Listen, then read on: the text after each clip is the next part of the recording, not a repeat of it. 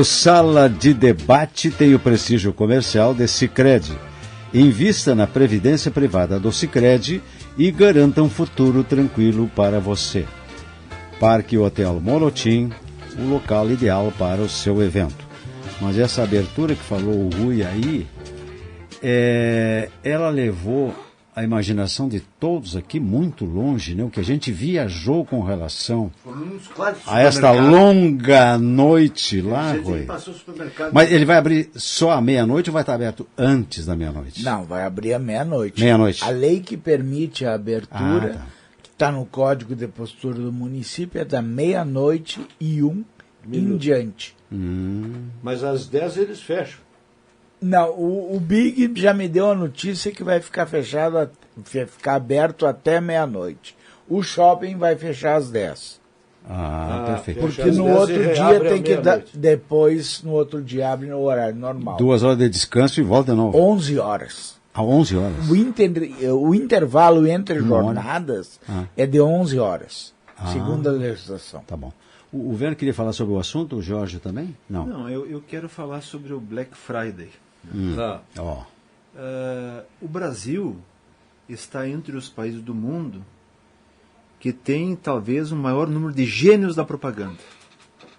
São muito criativos. As propagandas brasileiras ganham festivais pelo mundo afora, porque faz parte da índole do brasileiro ser criativo. É um povo muito criativo.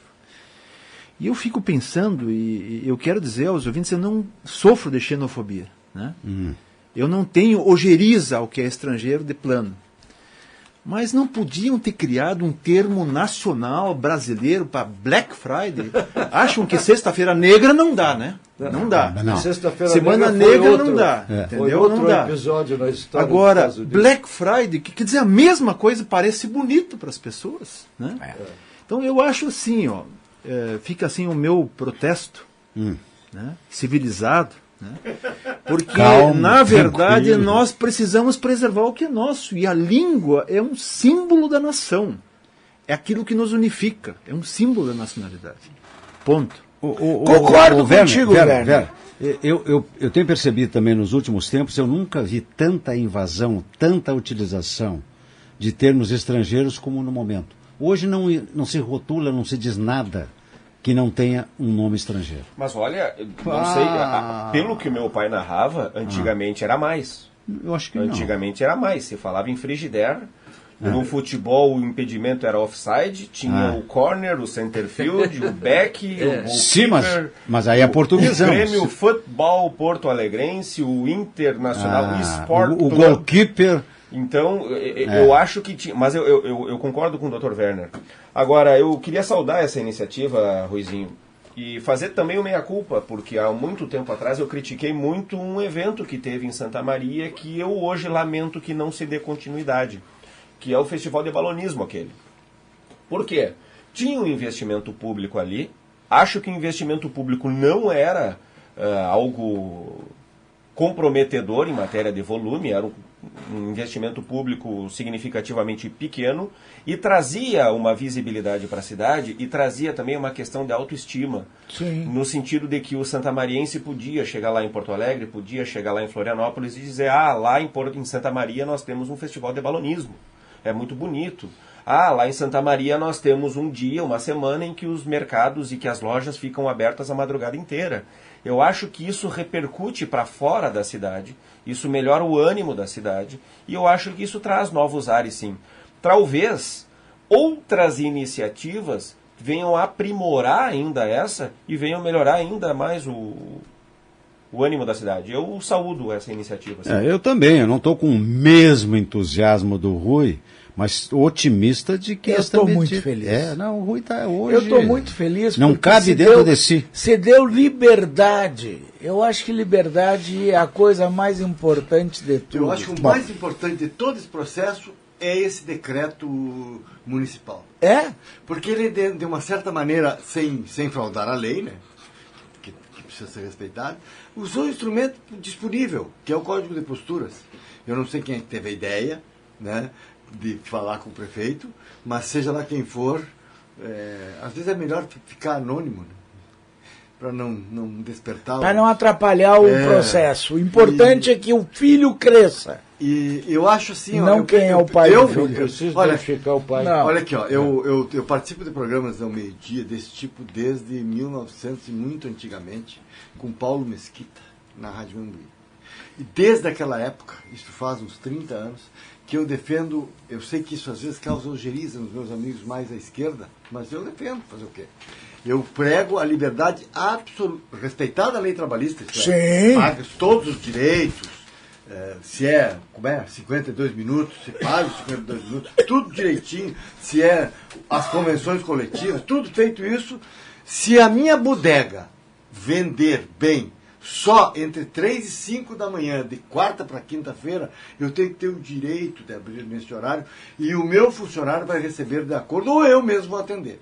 Então, eu não suporto a ideia de que alguém que não queira abrir, o que é um direito, também me impeça de abrir o que deve ser um direito meu. Então, eu defendo isso há mais de 30 anos. Logo, eu também me somo a essa felicidade. O Claudemiro falou fraudar a lei.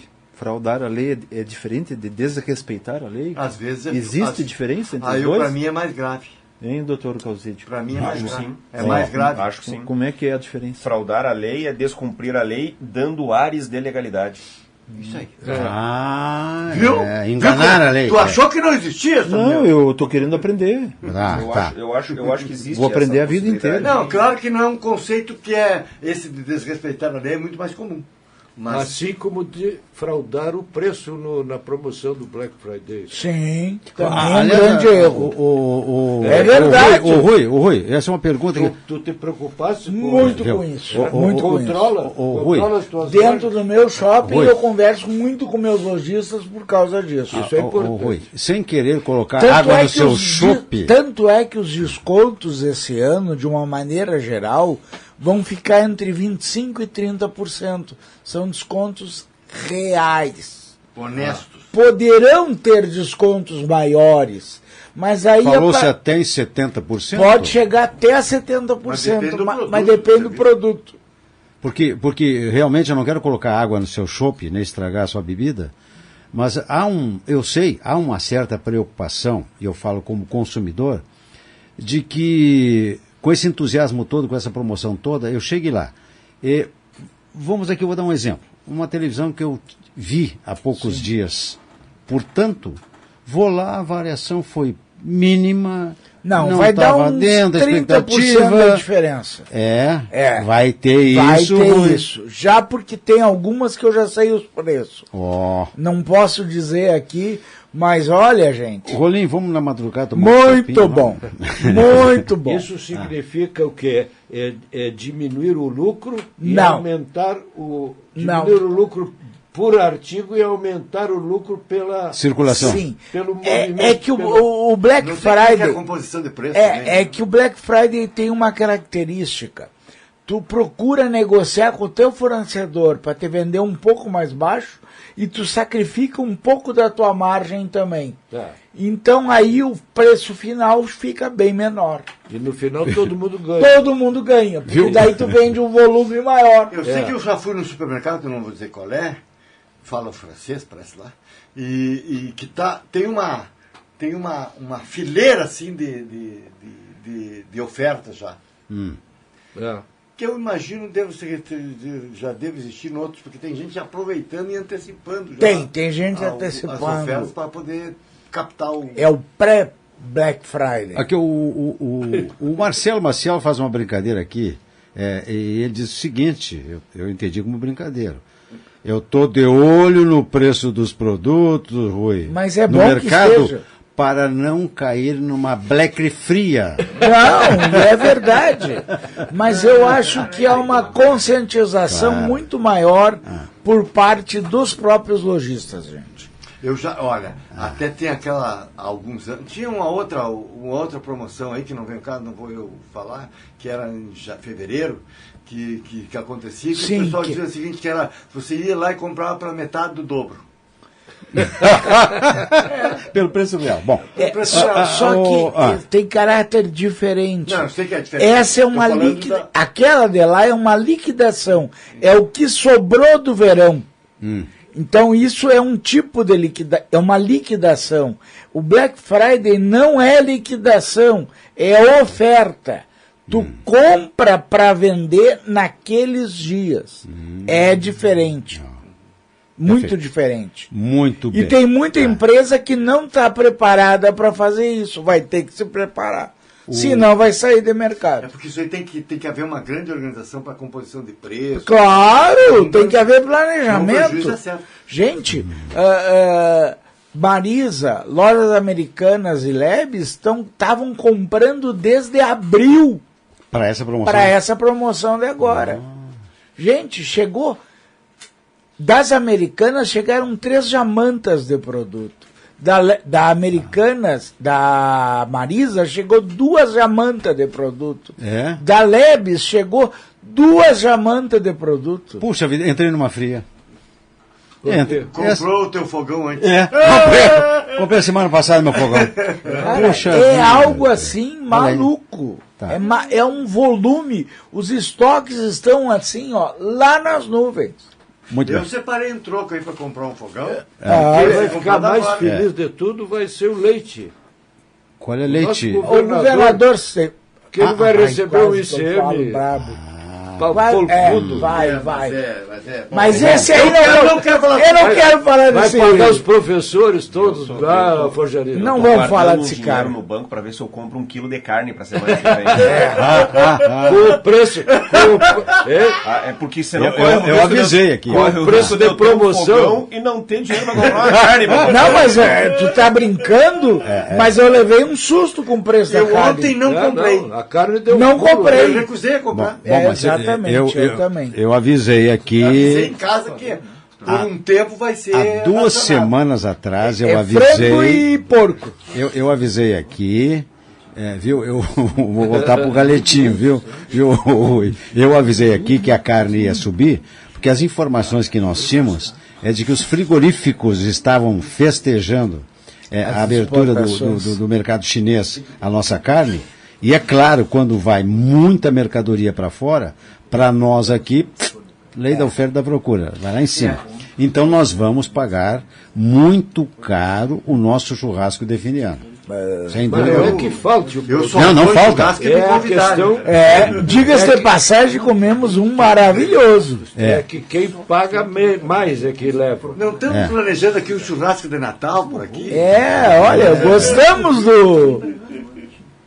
Apesar que no nosso churrasco eu só aperitivei. Rui, por uma questão de justiça, você disse que há muito tempo não comia um churrasco tão bom como o nosso da confraternização dos debatedores na sexta-feira, que eu aqui não fiz justiça ao nosso adoro Humberto, que trabalha conosco aqui, um rapaz assim, e outra, a vibração dele no trato do churrasco, daquele cara que gosta mesmo do que faz. O Rui disse para nós aqui no intervalo. Não, você não veio. Não, eu não vi, mas ele disse aqui que comeu ajoelhado agradecendo.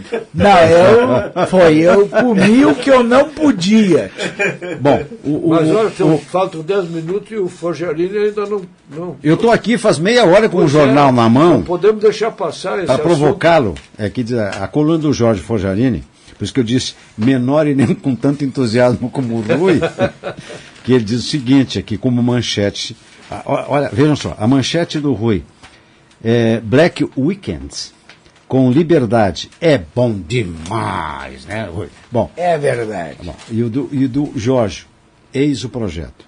E no meio da coluna dele há uma demarcação, uma saliência aqui, um destaque para o seguinte. A demolição da educação pressupõe a demolição da imagem dos professores. Realidade. É isso, né? Professores hoje em dia são pessoas que têm uma imagem perante a sociedade diminuída, se não vilipendiada o tempo inteiro. Nós temos uma dificuldade muito grande. Na verdade, o processo educacional todo é um processo que não leva a devida credibilidade no Brasil e desde sempre.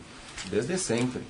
A gente vê que os avanços científicos são significativamente diminuídos em prol do conhecimento empírico. Aquela ideia do, o que esse cara sabe?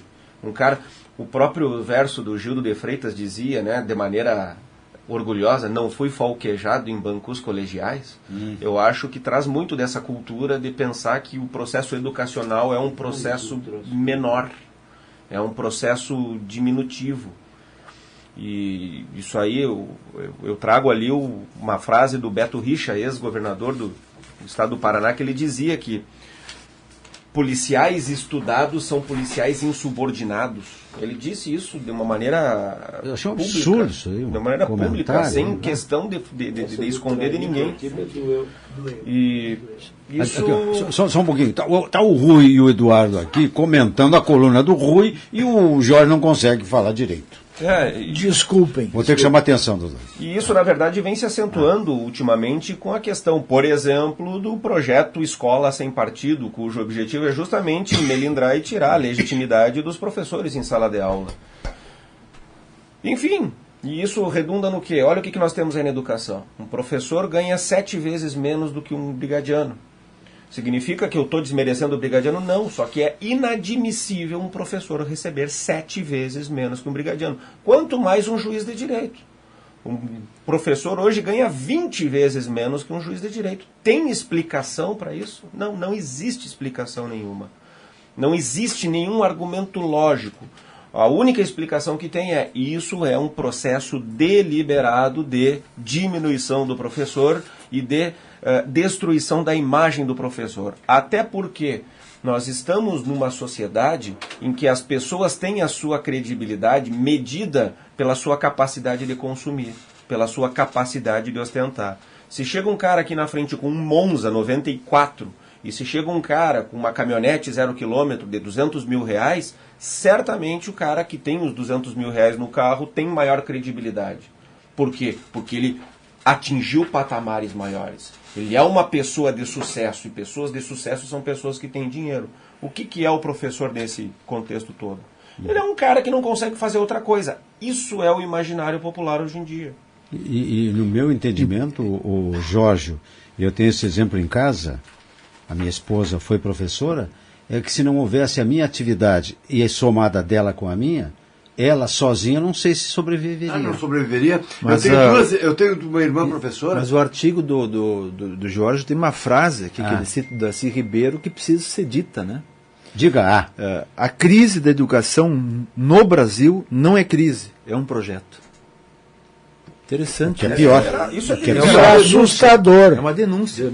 Isso é deliberado. Quando chega o governador e lança um projeto achatando dessa maneira o salário de quem já é achatado historicamente, e aqui vem uma outra denúncia que deve ser feita, porque toda vez que os professores fazem greve, a mídia hegemônica, tem um rapaz lá, um cara de bom moço, que vem dizer que agora não é hora de fazer greve. Poxa vida, cada greve é um pedido, é um clamor desesperado dos professores de dizer, olhem para nós, pelo amor de Deus, nós estamos ganhando menos, nós estamos mais maltratados, nós não temos estrutura, nós não temos escola, nós não temos nada. Mas o que fazem? Botam a culpa nos professores. A culpa é deles. E não de quem mandou o projeto nessa época do ano. Exatamente. Eles que heroicamente estão resistindo e estão conseguindo manter em pé o sistema de educação, agora eles são acusados de ser os responsáveis pela situação precária da educação. O projeto vai nessa época, que nessa época o apelo contra os professores é maior. É óbvio. É uma canalice sem tamanho. Mas, na verdade, essa canalice... E aqui também nós temos uma população que está sendo adestrada, não é nem ensinada, não é adestrada mesmo, a pensar que o problema da educação são os professores. Não é. Quando são eles que estão resistindo para manter ainda essa educação ainda em pé. Gente, a educação é fundamental. E isso que está se fazendo com os professores no Rio Grande do Sul vai ter um custo para a sociedade. Nós vamos ter que... Gente, é um absurdo que esse governador... Desculpem, mas é um absurdo que esse governador está fazendo. Olha só, Nenhum outro governador trouxe tanto prejuízo a uma classe como os professores, como esse. Eu tenho circulado algumas escolas... Mas muito pior. Eu tenho circulado algumas escolas municipais, não estaduais, mas municipais. Essa semana eu estive lá no CAIC, estive na escola Lidovino Fanton, lá no bairro da Caturrita. Semana que vem eu devo ir lá no Pão dos Pobres. E eu tenho visto o trabalho que esses professores fazem de uma maneira tão abnegada, a ponto de levar as coisas da sua casa para a escola, a ponto de eles tirarem do seu bolso para bancar material e xerox e livros e de uma maneira tão dedicada, tão voluntariosa. E o que nós vemos? Olha como eles são tratados. Vou fazer aqui a justiça, os professores municipais melhor remunerados e as escolas municipais melhor servidas também do que as estaduais, mas eu fico vendo o trabalho dessa gente e fico pensando o quão admirável é o trabalho deles, o quão heróico é o trabalho deles. O Dr. Rolim falou que as escolas devem ter disciplinas de cidadania, de reciclagem, sustentabilidade. Já tem. Nas aulas de geografia, nas aulas de ciências, nas aulas de história, eles incluem esses conteúdos. Só, claro, não ganham um nome específico, mas já tem esses trabalhos. As crianças, os adolescentes, eles vão para a rua, eles analisam, eles veem os cavalos, eles veem o esgoto, eles trabalham com reciclagem, trabalham com tudo isso da maneira como podem. Por quê? Porque se precisar de um ônibus para fazer uma excursão para algum lugar, não tem. Se precisar de algum dinheiro para ter livros um pouquinho melhor e mais atualizados, não tem. Se precisar de psicólogo para dar atendimento a um aluno com um pouquinho mais de dificuldade, não tem. Então vejam, e ainda levam a culpa. O quadro é triste e o futuro preocupante, né? O nosso tempo está chegando ao final, mas antes de finalizar eu quero recuperar um pouco o otimismo, né? Porque a realidade traçada pelo Jorge está na mesa, é absolutamente verdadeira.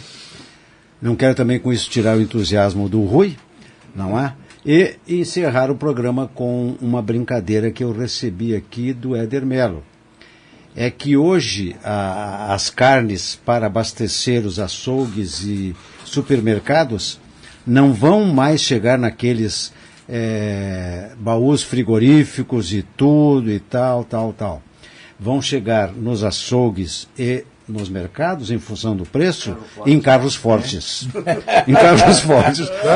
Carro forte. Mas tem uma outra piada que eu gostaria também de encerrar no programa, que o Lula agora, depois que saiu da cadeia, andou lá pelo Nordeste fazendo movimento, e num daqueles comícios dele lá, ele disse o seguinte: aqui no meu bolso nunca entrou propina.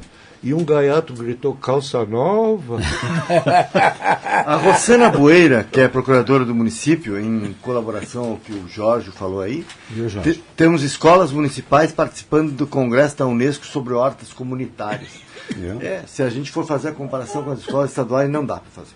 Muito bem, muito obrigado, Rui. Continue com esse entusiasmo e depois nós vamos fazer um rescaldo do que... Em Portugal, desculpa, que foi dizer onde é que estava o pessoal das hortas comunitárias. A promoção, Eduardo Rolim, Werner Hempel, Jorge Fojarini, ao Claudemir Pereira e ao Gabriel Servi Prado, que nos assessorou. Voltaremos amanhã com o Sala de Debate.